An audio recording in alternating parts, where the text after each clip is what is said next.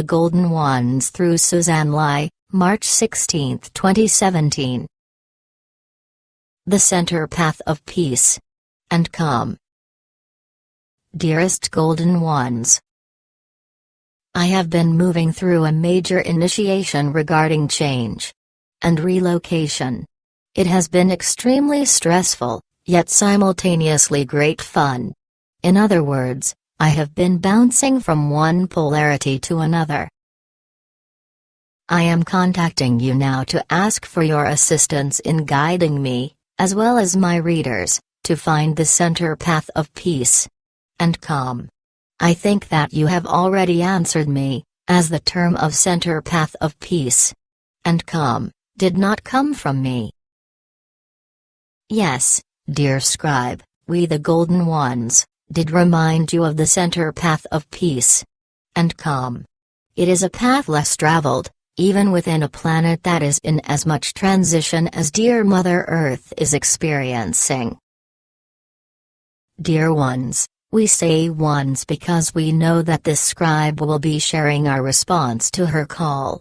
We also say ones because we know that those of you who read our message will also share our response with others.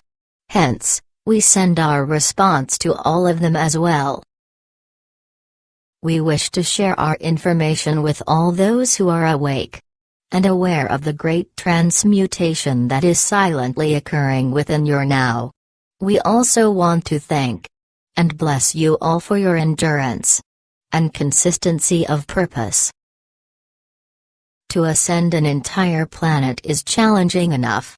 However, you are assisting dear Gaia, who took on the great challenge of polarities, power over others, and time as major components of her planetary operating system.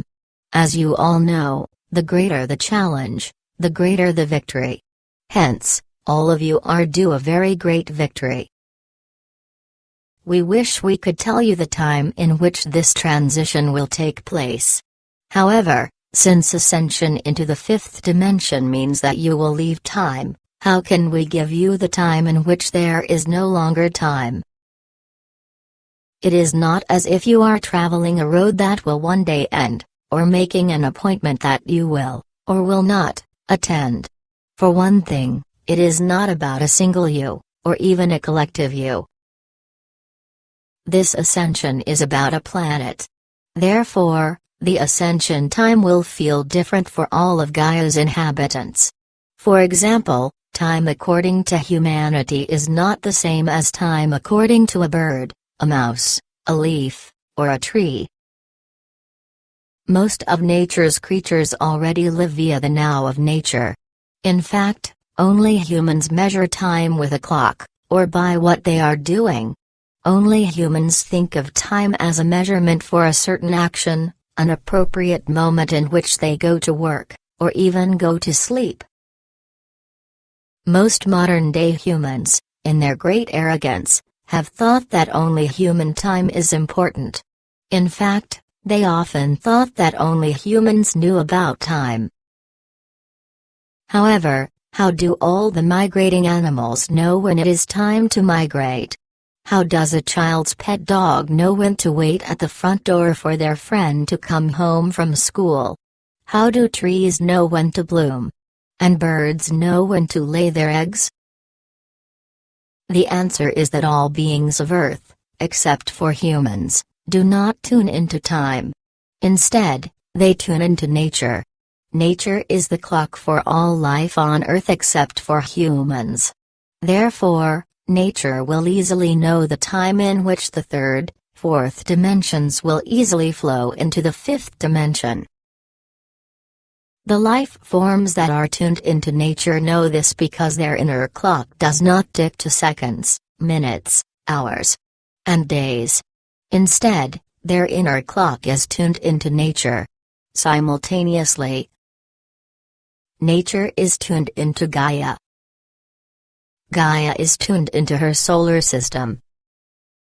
Gaia's solar system is tuned into the Milky Way galaxy. The Milky Way galaxy a supercluster of galaxies. And on. And on. As you can imagine, time according to your physical clock is not experienced in the same manner as time according to a galaxy, or far beyond that galaxy. Also, all of these examples are from the perspective of third-dimensional Earth.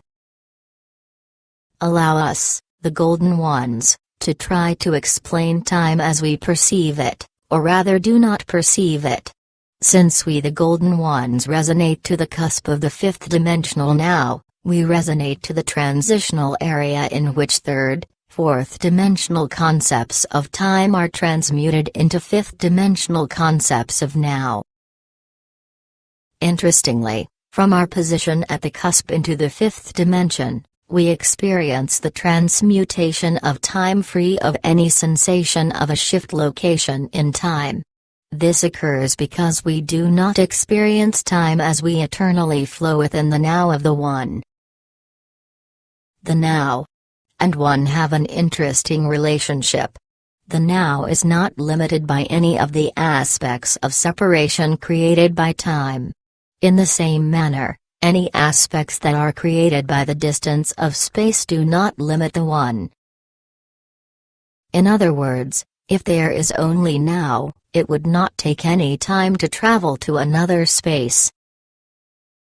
On the same hand, if there were no space in between where you are and where you are going, it would take no time to travel it. Humanity has been bound to the concept of time since they first looked up into the sky to see the sun rise above the horizon, to eventually be replaced by the moon rising and falling.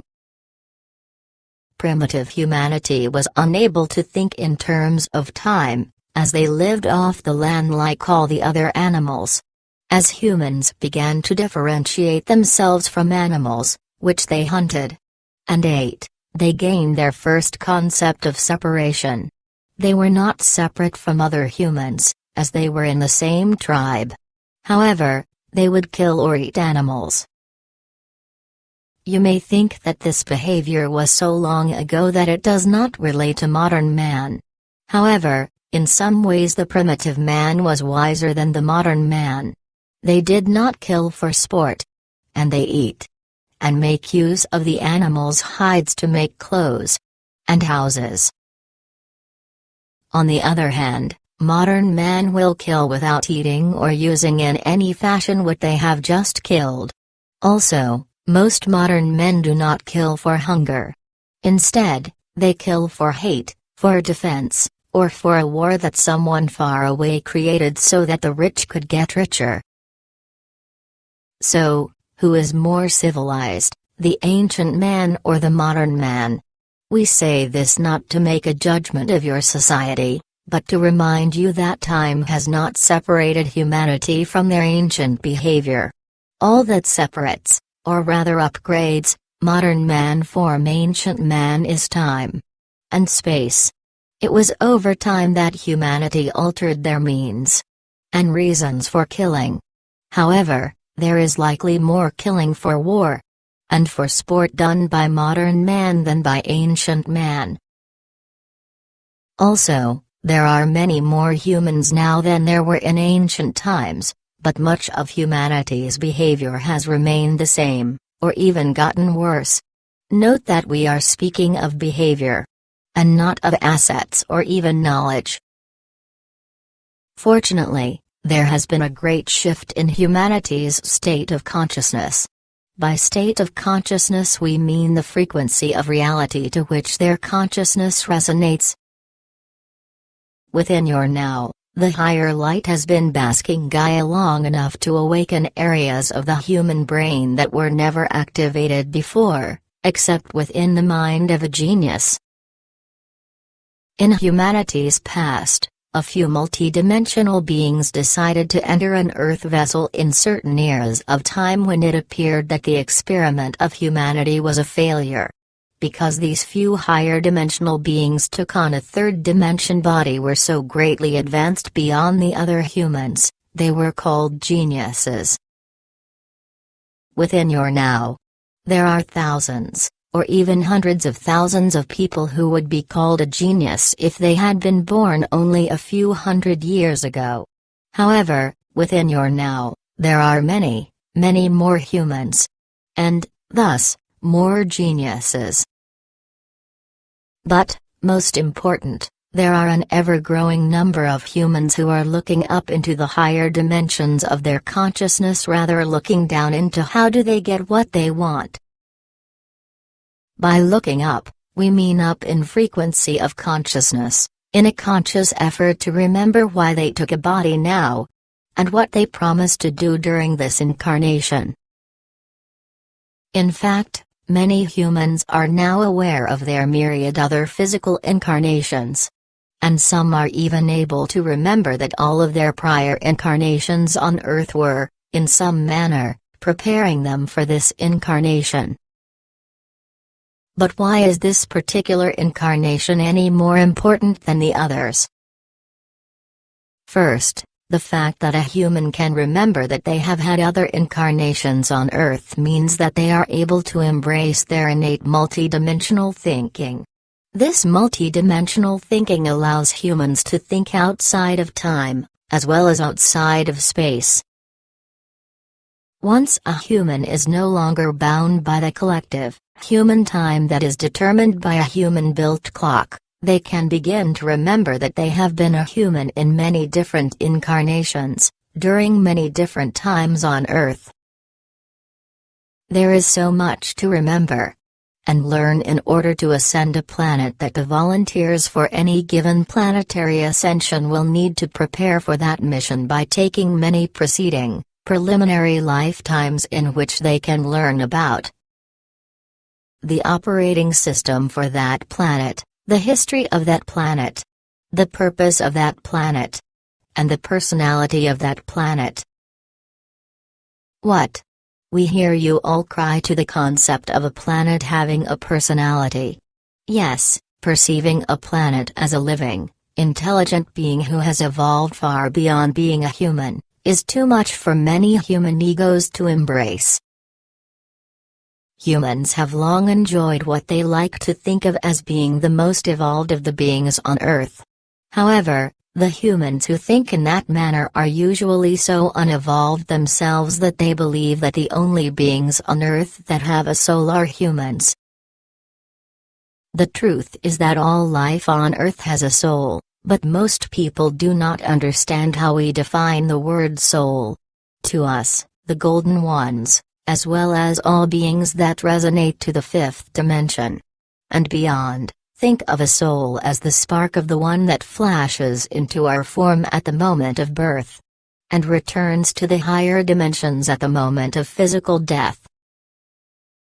In other words, the same spiritual spark of the one creates you all. This one is not bound by any physical polarities of good or bad, or any time-bound concepts of birth and death. This one is infinite and resonates far beyond third, fourth-dimensional concepts of time and space. In fact, the One is the creator of all life that travels throughout the great flow of time and space. Time and space flow together as one expression of Gaia's reality. Time would not exist if there were not space to separate the individual seconds of time. Also, space has no distance if it did not have the time it took in between where one was going and how long it took to get there. However, humanity has now gone into outer space, which has expanded humanity's consciousness beyond the confines of Earth and her atmosphere into the outer space. But now, humanity is beginning to discover the inner space of its own consciousness. As humanity looked far beyond space and time to see a huge rocket disappear into the sky, they also began to travel the inner space of their own consciousness. A decade ago, or even less, humanity did not talk about states of consciousness. Conscious meant awake, and unconscious meant not awake, and maybe in a coma. Outside of a distant ashram, humans did not meditate to find that inner space as they do within the current now. And, what humanity is learning as they move deeper and deeper inside their own consciousness is that they are not alone. They are not alone inside their own consciousness. And as they continue with their meditations, they find that the invisible beings inside their consciousness also surround them in their daily life. Humans have also discovered that when they expand their consciousness into a higher state of consciousness, time becomes distorted. And they find an inner space that they never knew before. The most important thing is that as their consciousness expands more and more, time and space seem to blend into the now of the One. They have no idea what the now of the One means except that, when they go into these higher states of consciousness, time seems to take on a life of its own. And they begin to feel that they are no longer just one person. Somehow, and they do not know how, there is another reality, another them, that exists beyond the physical world to which they will return at the close of their meditation, or at the close of their dream. This experience of another reality that can only be accessed by going within frightens some humans. But other humans become immensely curious and want to find out more about what they are experiencing. They also want to find out if other people are also experiencing this new, inner reality. Can't two physical people meditate together to go to the same inner reality? Or, maybe, one person is meditating in some inner world to project out the illusion that there are two people, when in fact everyone is part of the same one. For the now, it is an interesting concept to think about, imagine, believe, and experience the inside of your consciousness as the center path of peace and calm that can lead you to the now of the One within another version of reality.